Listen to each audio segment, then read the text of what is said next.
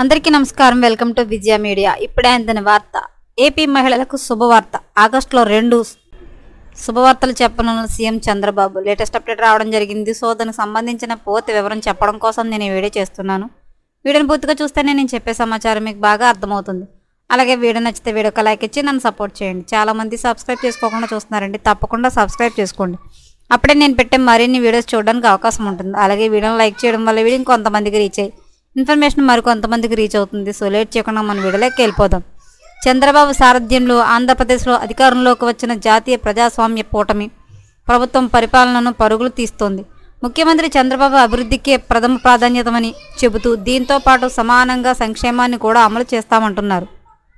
ఎన్నికల హామీల్లో ఇచ్చిన ఆర్టీసీ బస్సులో మహిళలకు ఉచిత బస్సు ప్రయాణాన్ని ఆగస్టు 15వ తేదీన ప్రారంభించే అవకాశాలు ఎక్కువగా ఉన్నాయి.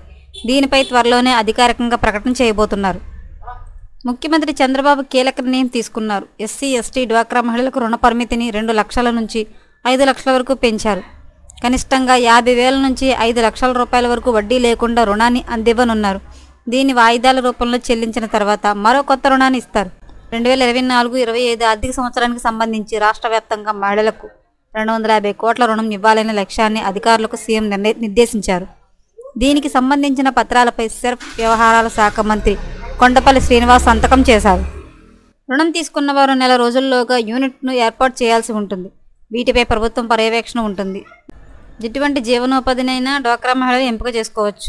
మేనిఫెస్టోలో చెప్పిన విధంగా సీఎం చంద్రబాబు అన్నిటినీ అమలు చేస్తున్నారని, తమ పాలన సామాన్యులకు మేలు చేసేదిలా ఉంటుందని మంత్రి చెప్పారు.